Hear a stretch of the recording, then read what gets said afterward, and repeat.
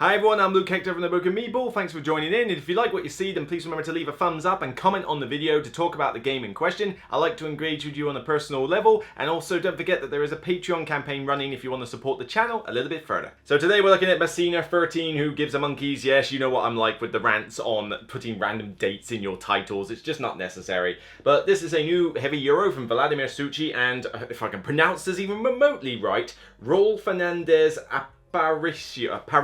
Hypertonic lion tamer. That one was on purpose. Like I say, I'm gonna butcher these names, I do apologise. But essentially, it's a Vladimir Succi game, and Vladimir certainly seems to have been doing the runs lately, hasn't he? I mean, Underwater Cities, Praga Kabut Regne, also 2849 that I really like, and all three of those games I like. Two of them are in my collection. And so, I was intrigued by this, because I don't like a lot of Succi's older designs. I'm not a fan of Shipyard and some of the other ones around that time, but ever since Underwater Cities and Pulsar 2849, I'm like, let's give his games a look. You know, stuff is like really starting to improve here. And so when I saw this one coming out, I wasn't exactly that bowled over. You know, the idea of the theme and the aesthetics of it, it was kind of like, what's this one then? But like I say, it's another Vladimir game, and so I wanted to try it. I grabbed it at Essen. We've been playing it over the last couple of weeks, a solo 2, 3, and 4 player, and now I can finally talk about whether this is another Vladimir hit or maybe just another one in the chain. So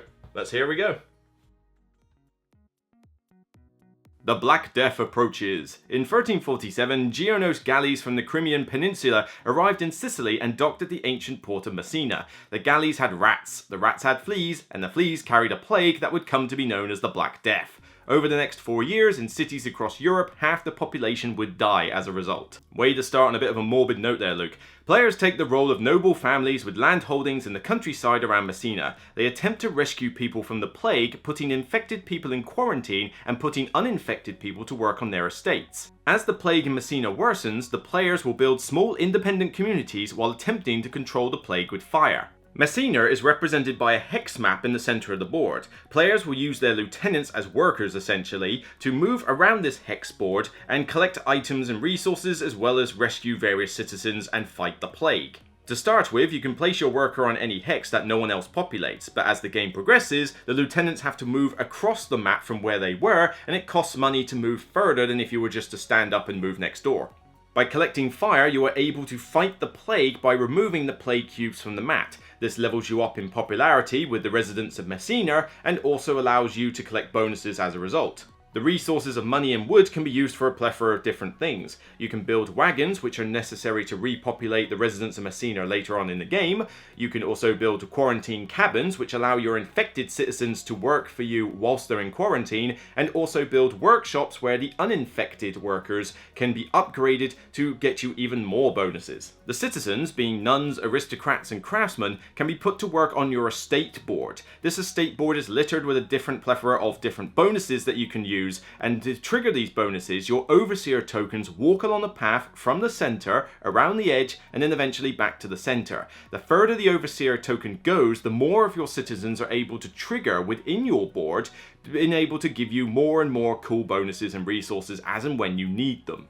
As the game progresses into the late stage, you'll want to think about populating Messina. Each hex has a requirement for resources and citizens that are required in order to place your marker on the tile to say that you have repopulated this district. This grants you victory points not only for players landing on your hex, but also end game scoring. Players should also seek to maximize the points from their scroll tile. These are asymmetric and randomized at the start of the game, but these allow you to score points based on 3 different types of criteria, such as collecting boats, moving overseers as far as you can along the track, moving along the various church and city and popularity tracks on the board, or just collecting certain types of resources. Once 6 rounds have been played, you total up the points, and of course, the one with the most. Of course!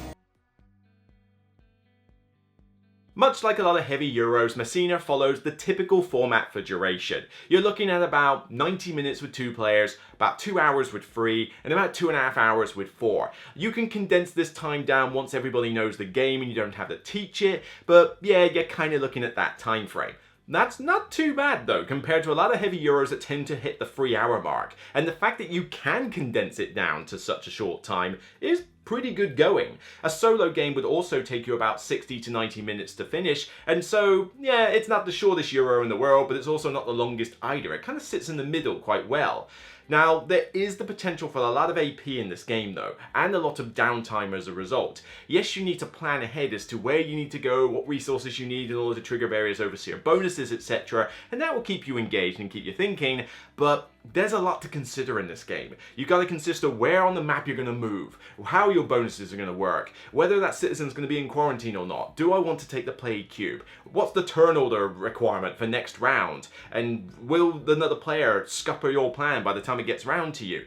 There's a lot that can happen, and so analysis paralysis can set in quite frequently. And while that's happening, you're kind of sitting there waiting. There's not a lot for you to do once you've planned out your turn, and especially in, say, a 4-player game, there's only so much you can plan out because it's easy for somebody to block what you want to do simply by just going on the hex that you need. Certainly, a lot of forward planning is needed, a lot of thinking is required in this one. Won't necessarily burn your brain, but you're gonna need your thinking cap on. You can't autopilot this game, and making mistakes can be pretty costly. And there's a bit of setup time to consider as well. You've got to build the map in the center in a specific way with specific tiles. Then you've got to separate the workshop tiles into 2 different stacks and stack them up. Then you've got the quarantine cabin stacks. Then you've got the wagon stacks that have all got to be stacked in numerical order. Then you've got the boats that also have to be stacked in a numerical order. Whew! It goes on for a bit, and that's before you even get to your player board with your player pieces and all the resources. There's a fair bit to do in terms of setup and takedown, which does add to that time length. You're going to have to bear this in mind. But once you get more comfortable with it, you should be able to set it up a little bit quicker. But yeah, this isn't something that you're going to be able to like just set up nice and quick in 5 minutes. It's going to take a little bit of time. 40 seconds? But I want to know! Now for ease of play, the rulebook for Messina is a bit of a hit and miss affair. I didn't have too much trouble with it, and certainly for a heavy Euro, this game doesn't have a ton of rules in it, which I gotta give it credit for, because normally a lot of Euros these days just have complexity for complexity's sake. But in this case, I felt that there was a decent amount of rules complexity. You just have to think hard about what you're doing, and that's what makes it a heavy Euro. But that being said, the rulebook could have been a little bit better. There's a decent amount of pictures and pictorial representation of how to do things, and a decent setup diagram, and certainly enough information to get you playing. Mainly it comes from the structure, which is a little bit all over the place at certain times, especially with regards to using the advanced variant rules, which, let's face it, you should just use them in every game. But also, just the language is a little bit off, almost as if this was like translated and a few things were kind of a little bit like, that's a weird way to word this. But that's to say, I didn't have too much trouble with this. We didn't have to look up too many episodes on boardgamegeek to look at FAQs to see if there was something we got wrong.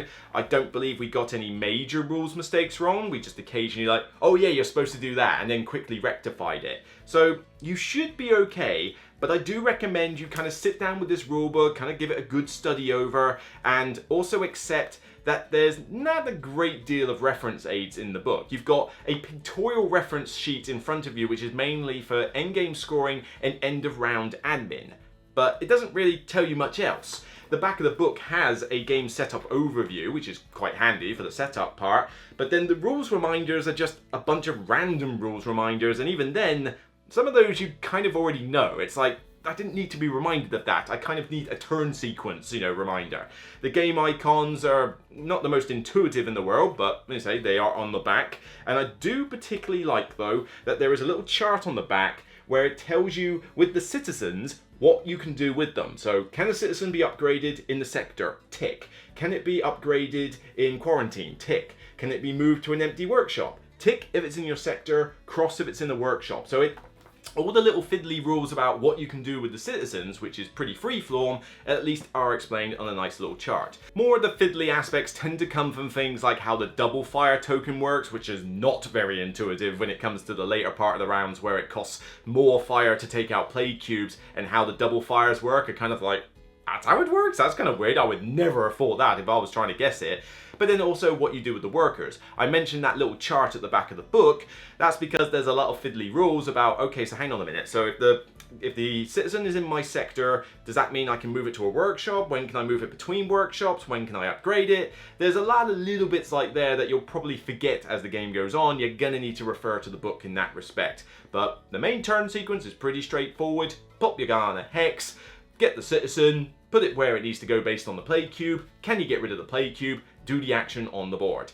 The sort of complexity ramps up more in the later part of the game, where because you've got all these overseer tokens that are going forward and triggering bonuses, which then triggers this bonus and then production at the end of a round, it snowballs to an extent where there's a lot more going on in, say, rounds 4 to 6 than there are in rounds 1 to 3, which tend to play out a lot quicker. For the most part, for tactics and strategy, this is a pretty solid game. Throughout it, I am trying to plan ahead as to what I need to do. There's certainly a lot you've got to think about. You know, what citizens can I get? What action tiles do I need to go to? How have I even placed my meeples on the map? Because they've got to move around this big board. In order to get around, it costs money to move further, so if all your meeples are in one corner, it's going to be hard for you to get to the other end. Kind of reminded me a little bit of the Yokohama game, actually, in that respect. But on top of that, you've then got your sectors with the overseers. If you're using them, you've got to think about where your citizens are going, which bonuses are you triggering, when's the overseer going to walk past and trigger them off. It does make it a very mechanical game, we'll get onto that a bit more later, but it definitely gives you a lot of meat to consider without being too complex that you can't figure out what's going on, it's just how to do well. In terms of differentiation, there's not a huge amount of it, and that is a little bit of a problem I have. You don't really feel that different from other players as you go through. I have tried to be very distinct, like I am definitely playing like this. And certainly you can like, right, I'm going to focus a lot on overseers, or I'm going to focus more on getting the boats, or I'm going to focus more on repopulation. But you kind of have to do a little bit of everything, really. You can't just ignore certain aspects. I have tried to play this where I have just said, you know what, I don't care about the free tracks, the popularity in the church and the city track. Don't care, because I'm doing other things. I'm getting workshops and I'm generating victory points through there. You'll do well, but you won't win. You'll then think, well, you know what, I don't need to repopulate Messina at the end. I'll just ignore that bit and just continue doing something else. You will lose the game. It kind of forces you to do a little bit of everything, which is fine. It means that there's certainly a lot of tension between players as you're trying to do all these things and everyone's getting in your way, but I kind of wish that it would just give me a little bit more freedom to do my own thing. You know what, I don't want to do this, I want to do this. Well, tough. So smack you around, you're gonna lose. Agricola had that same problem with me. It's like, I want to do this aspect of farming. Well, did you get some corn and veg? Well, no, because I wanted to do animals. Hello? Hello, anybody home? Huh? Think, McFly, think! Not quite as bad as Agricola, but still, it does kind of penalise you a little bit for not doing everything. Like, woe betide you if you skip on the repopulation part. The amount of points that you can get for repopulation is pretty vast. You cannot ignore these. And the tracks are very useful to get bonuses, but not to mention they will score you points for being high up on said tracks, particularly the popularity one, which not only gets you points for being high up, but there's also a first, second, and third for point scoring on there. Again, ignore that at your own peril. And you're certainly going to want some quarantine cabins and some workshops, because otherwise your citizens aren't really doing a lot. So it does kind of pigeonhole you in that respect. But that's not too bad a thing. I mean, I wish it was a little bit more freedom, but what you are doing in the game is still enjoyable. It is tense moving around that map because everybody can block you, and it's sort of like, why did you go there? Why? I wanted to go to that spot, because it is first come, first serve. But then you've got to micromanage your money in order to get around the board, the wood in order to build the workshops, even just what citizen do I want? I mean, what do I need right now? An aristocrat, a craftsman, or a nun? And seriously, it is physically impossible to play this game without someone making a nun joke. I will warn you about that right now. You're going to burn in a very special level of hell. I literally timed one game and it was 3 minutes 18 seconds before somebody made a nun joke. It's gonna happen. Deal with it. Now, there's not a lot of direct interaction with players, so you are kind of doing your own thing, particularly on your board that nobody can influence, but the fact that you have to be aware of what other players are doing does make a big impact. You have got to be aware of where they're going to go on that map, because them taking the tile that you really wanted can really scupper you. Nicking a boat from a dock that you really wanted. Even just getting rid of play cubes that you were about to destroy a minute ago. You can't ignore what they're doing, but you also can't really influence them either. You know, you certainly can, not like hate draft, but, you know, like, oh, I know you probably want to repopulate that tile. Well, I can get some resources from there. So you know what, I'm going to go to that tile. Now you can't repopulate it this round. But I can't do anything to your board. Your player board, your scroll board, everything like that, or move you back on the tracks or anything like that. There's nothing there. There's no cards between players or anything. There's no card system in this game at all. So it's not that it's multiplayer solitaire. It's just, it's more of you need an awareness rather than anything else. Aesthetics are a little bit on the downside for me here. This is not a particularly nice looking game. I mean, that cover, would you really take that off the shelf if you saw that as a cover? And even when you look at the stuff on the back and all this stuff laid out, it's like, it's got some colour to it at least, but it's very muted. Certainly up close, a lot of this stuff appears very bland, very, like I say, muted is the word I would use or something. Nothing really strikes out as being, ooh, that is striking, that's really different. Although I do like the component that's used for the dial, which essentially is basically some giant like contraption to tell you, oh, this is how you set up the round for new citizens and play cubes. It's overproduced as all get out though, because you literally could do the exact same thing with a card deck, but it is cool to have this little dial. It was a little bit disappointing, I must admit, to know that that was all it was used for, because I was expecting some really cool mechanic to come from it, and it's literally just a setup dial and nothing else. Your workers are very basic wooden meeples, there's nothing major there. The tiles are decent enough quality, I mean nothing felt flimsy, nothing felt like, oh, this is not really like made well. And you have got the cutout sort of boards for the scrolls to put your cube markers in and stuff like that. But yeah, everything's kind of generic looking. It's not going to win any awards for aesthetics, and frankly, with Delicious Games, that's kind of the shtick anyway. I mean, Underwater Cities, did that ever win any style awards? Praga Kabut Regne is decent enough looking, but still not amazing, and this one's kind of in that wheelhouse. You're not going into this for the most striking Euro ever. It's kind of, well, a bit like looking at the Black Plague, really. Now, I wouldn't say this is a particularly thematic game either in terms of being immersed, but there is a few plus points I want to mention. Yeah, it's very mechanical. I mean, this whole thing of the overseers moving across tracks and triggering bonuses from citizens is very mechanical at best. The free citizens are entirely the same. There is no difference between a nun and an aristocrat. The only difference is simply the fact that some workshops will require one type and some will require another, and the bonuses on your board are randomized anyway, whether it's the A or B side, so what difference does it make? The hexes on the board, there's nothing to say that, oh, this is the inn, this is the cabin, this is the school or anything. It's just generic picture of a building with a very basic resource requirement. Even what you need to repopulate each hex is kind of just feels random. It's like, why does this one need your worker to go away as well as a craftsman and a nun? I don't know, there's nothing in there to really say it. Even the plague is, well, it's there, but you don't do that much with it. It's just a case of, right, I can occasionally burn away a black cube, and a citizen has to either go into my estate or into a quarantine cabin, which one you want to do. But on a positive note, I will say that the game does have a sense of progression as you go through. The idea that as you start the game, you're just sort of going in with the main purpose of collecting resources, you know, burning up plague cubes and evacuating citizens because you need them on your board and in your workshops. But there's a limit to how many of those you need. Once it gets to stages, say, 5 and 6 mainly, out of the 6-round game, rounds 5 and 6, sometimes round 4, to do it any earlier would just be, I think, suicide, you know, because you start to think about repopulating. And so at this point you go, well, I've got all these citizens, can I now put them back onto the map? And suddenly your focus changes and you suddenly think, right, well, I've got these people out, the plague's now subsided a bit because you don't put out plague cubes on the last round particularly, so go back in, go back to work, and then you work on that front. So what you're doing at the start in terms of getting victory points is different to what you're doing at the end. Not exactly, you know, hyper thematic, but it is a bit more immersive. It does give that sense of progression. It's not just rinse, repeat every round doing the exact same thing. There is a little bit of a focus shift as you go through, and to be fair, a lot of Euros struggle to do that these days, so kudos.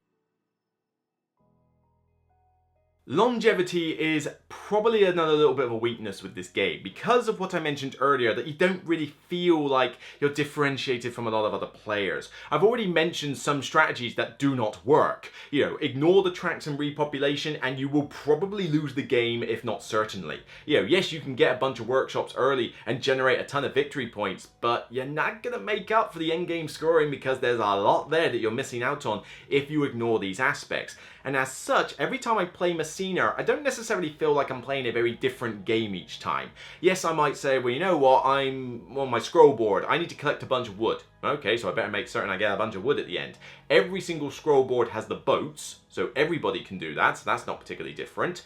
The whole idea that, yes, your board, your estate, has different bonuses in different places is all well and good, but it's not like, oh, this board is totally geared for the fire strategy or anything like that. It's just, there's just slightly different bonuses. Nothing really feels that distinct. If I was to take this board, I wouldn't necessarily be able to think, oh yeah, that's the really good building board. It's like, nah, it's not particularly much like that. The setup is the same every time except for the tiles being in different places, which is all well and good, sort of, but it doesn't really impact the game in a major way. We had two different games where, based on the tiles we used, we had groupings of the colours, which is what the dial uses to set up the game. So I thought, okay, this could be pretty different. You know, last time all the different citizens were spaced out everywhere. Now, if I want a particular type of a citizen, I need to go to different places. I might have to go at the top or go at the bottom specifically to get nuns. But it didn't really feel like that impacted things a lot, especially when you've got your 3, 4, potentially 5 meeples on there. You can reach most of the spaces fairly well. If you need a particular citizen, you'll be able to find it. So the setup doesn't really change a lot, and nor does the strategies that you'll go for, because as I say, you need to at least look at the tracks. You can't just ignore them, and you cannot ignore repopulation because God forbid you if you try. It just kind of feels a little samey each time. Now, you're not going to play this game over and over again, so it's not like you're going to get bored with it anytime soon. You know, I've played it a bunch of times lately. I'm good for a while. If I didn't play it for another, say, you know, couple of months, I'd be alright, but then I'd be like, you know what, I fancy getting Messina out again because the experience is still enjoyable. But I'm not exactly thinking, ooh, I can really try this strategy now and it will be totally different. It's like, nah, it's kind of what there is. Now, the solo mode does give you a chance to play this solo, and it's a very easy system to implement. It's simply just a case of flipping over a bunch of little tiles, and that dictates what the opponent does in terms of blocking and getting points. Very simple, not a lot to really explain about it. It's just a cool way to play Messina without the multiplayer aspect. And of course, that extends the replay value, because if you can't get a group together to play this, then at least you can get it out solo and it will still be very enjoyable. So overall, Messina is a really, really good game. Tactics and strategy wise, there's a lot to consider. You got a forward plan, you need an awareness of the opponents. It's a really interesting, complex puzzle that you have to solve without being an overly complex game. Yes, the rule book could have been slightly better, but overall it's not bad, and certainly compared to some of the other Euros I've played, like Batoko and Gollum, it's a lot easier to pick this game up than it is any of those. And so when you're playing it, you don't need a huge amount of a rules refresh if you're vaguely familiar with the game. But it's a decent puzzle, there's a lot of different combo turns you can pull off, and it feels very satisfying to do that. I just wish that maybe the aesthetics were a little bit better, you know, that it just looked nicer on the table. They kind of need to up their game in terms of production quality. And also, I do wish that it was a little bit easier to differentiate your strategies. Like, oh, you know, I'm really going to go heavy on this and ignore other aspects. You can't, because it's going to penalize you quite heavily, and that's a bit of a no-no for me as well. It's also not the shortest game in the world. It's not the longest either. It's your typical heavy Euro. But you can play this solo if you can't get it out multiplayer, and it will be a quicker affair. I think the game scales pretty well, actually, for 1, 2, 3, and 4 players because of the map layouts being smaller and bigger as the player count goes up. So it's kind of even across the board. only except for the fact though that with more players, you get more analysis paralysis, and that can drag the game out a little bit. So Messina is another solid hit from Vladimir Suchy and Delicious Games overall. Not as good as Underwater Cities by far, I much prefer that one. It's definitely not going to top anywhere close to Pulsar 2849. But I would consider this to be my third favourite. This beats out Praga Kaput Regne for me, and it beats out some of the earlier Vladimir designs as well. I'm giving Messina overall a strong 8 out of 10. It loses the distinction level for the flaws that I have mentioned, and I would probably rate this a 7 for 4 players because of the amount of time and analysis paralysis that can happen. With a group that knows what they're doing, that can bump back up to an 8, but when you're playing this and teaching new players, 4 players is going to take a long time, I do warn you here. So that's it for me on this episode of The Broken Meeple. I'm Luke Hector, and if you like what you see, please remember to leave a comment and a thumbs up. I want to engage with you on a personal level. Do you agree with aspects of this review? Do you disagree? What's your favourite Vladimir Suchy design? Is it the Messina one, or do you prefer Underwater Cities, Pulsar, Shipyard, or another design that I haven't even mentioned? Let me know, let the others know. I want to build up a community that's willing to engage. Don't forget that if you want to help out this channel in a little way, that you can check out the Patreon campaign and donate as little as you like each month to keep the channel going. And of course, if you want to check out more content on this channel, then you can check out the recent review I did for Mobile Markets, a light economic game from Arcane Wonders, or you can check out another detailed review I did for Boon Lake, which is another new Alexander Pfister game. By all means, check it out, and always remember, it's only a game. Bye for now, everyone, and see you soon.